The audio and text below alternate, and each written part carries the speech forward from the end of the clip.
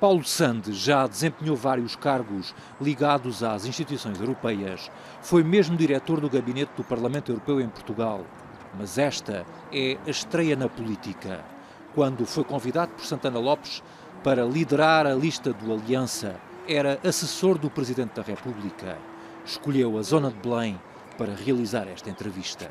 Escolheu este local porque acha que ter estado aqui a trabalhar com o Presidente pode ser um trunfo para estas eleições europeias? Não, porque acho que este local é o local de onde partiram os navegadores portugueses. Foi aqui que começou a nossa gesta, a nossa história, e esta é uma campanha patriótica. Mas não teve a ver com isso, Belém, não teve a ver com o facto de estar ali? Obviamente que Belém é muito especial para mim. Eu trabalhei aqui 3 anos, tenho ainda uma relação pessoal e uma grande estima pelo Presidente, e portanto estar aqui neste sítio, que é um tempo que simboliza essa gesta portuguesa, aquilo que é muito a alma portuguesa e ao mesmo tempo o meu passado mais recente e que eu tanto prezo, naturalmente foi uma escolha que teve a ver com isso.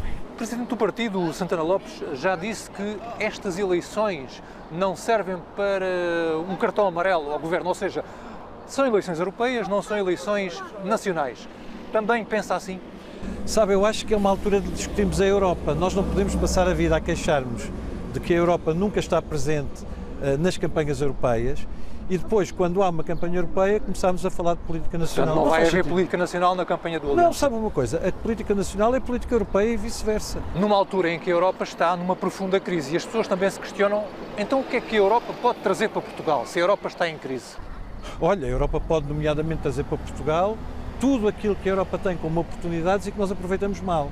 A Europa está em crise, nós podemos, por um lado, participar no debate sobre essa crise e na forma de ultrapassar, devemos estar presentes nessa discussão. Mas coisas concretas? Coisas muito concretas. Nós devemos, por exemplo, ajudar a Europa a posicionar-se em termos da relação que tem com o mundo, em termos comerciais. Há neste momento um grande debate na Europa, um debate muito importante também para Portugal, sobre como é que nos devemos relacionar, por exemplo, com a China, com as potências emergentes. Como é que a Europa pode, de facto, ser competitiva neste novo mundo? Portugal deve participar nesse debate. Isto no plano europeu. Deve fazer parte dessa discussão, deve fazer parte do que é a Europa digital, a Europa do futuro, como é que nós nos queremos posicionar aí. E acha que Portugal não está a fazer parte desse debate, digamos assim? Muito pouco. Trata-se de uma espécie de seguidismo, nós vamos atrás, nós somos, enfim, aquela velha expressão que tantas vezes foi falada, somos o bom aluno da Europa. Não devemos continuar a ser o bom aluno da Europa. Nós devemos ser na Europa, de facto, também um ator, e um ator que intervém, um ator que tem posição, um ator que é muito ativo nesse processo, no processo europeu, que está em crise. A Europa está em crise, precisa muito de nós. O Brexit e aquilo que vem depois do Brexit, ou que virá, é o maior problema que a Europa tem neste momento? Não é o maior problema da Europa. O maior problema da Europa é ser competitiva a nível global. Mas o Brexit é obviamente um grande problema para a Europa, porque a Europa tem no Reino Unido um membro muito importante em termos económicos, em termos nomeadamente de defesa, é de facto um membro muito importante, até para a sua memória, para a identidade da Europa. Como é que isso vai ser ultrapassado? A saída do Reino Unido é uma pena. Eu costumo dizer que eu não quero que o Reino Unido saia, ninguém quer na Europa, a maior parte das pessoas não quer que o Reino Unido saia. Nada vai ficar como antes. É normal como que não queiram.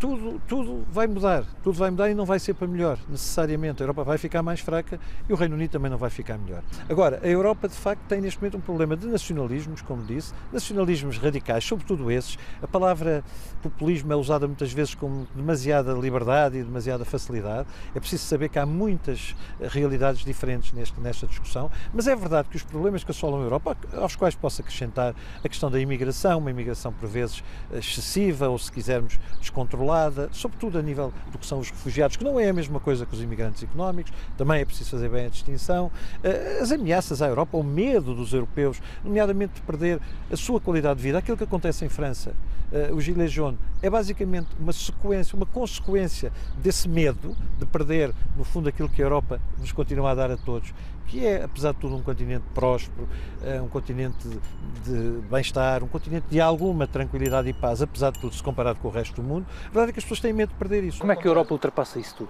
A Europa ultrapassa isso tudo com mais união.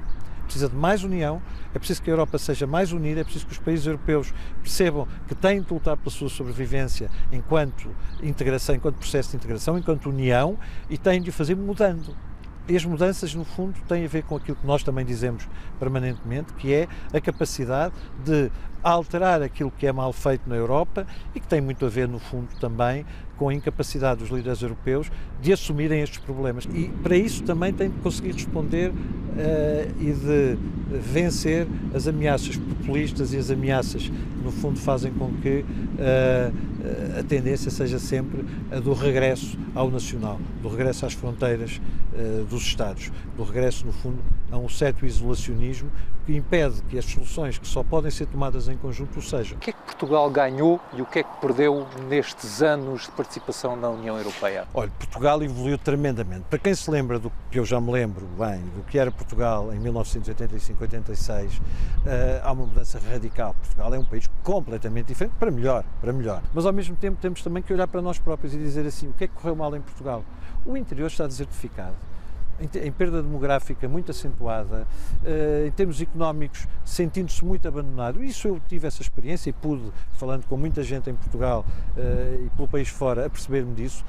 Recuperar isso implica uma boa utilização dos fundos e não têm sido bem utilizados. Nós apresentamos a estas eleições como um partido novo, um partido que nunca esteve em governo nenhum, que nunca esteve sequer no Parlamento Europeu. Eu nunca estive no Parlamento, nem sequer nunca fiz política, o que aliás é o caso de praticamente toda a minha lista. E portanto o que nós dizemos é que é possível fazer de outra maneira, perdendo um bocadinho, digamos, aquela incapacidade que normalmente tem quem está de dentro de ver de fora, de ver o grande... Mas acha que os fundos foram mal usados por bastante todos? mal usados, bastante mal usados. À direita e mais ao centro? Acho que desde o início, de facto, provavelmente investiu-se mais numas áreas, devia-se ter investido mais. Eu vou dar um exemplo muito concreto e muito simples. Eu acho que toda a gente perceberá, porque é simples. E, de facto, é assustador. Se olhar para um mapa da Península Ibérica, já não digo da Europa, e perceber, por exemplo, que a nossa rede ferroviária é, eu não vou dizer ridícula, mas, de facto, é muitíssimo insuficiente. Não chega a muitas cidades importantes do interior de Portugal. Enfim, já não falo da falta de carruagens e da falta de material, mas, de facto, temos um problema aí. Porquê é que isso não foi feito?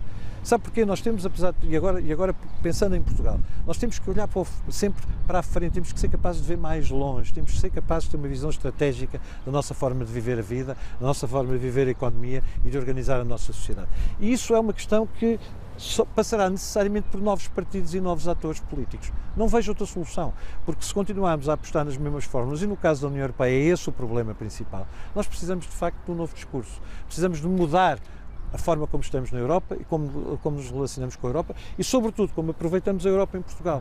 Essa é a grande questão. Nas primeiras eleições a que concorre, a Aliança ambiciona eleger entre 1 a 3 deputados ao Parlamento Europeu.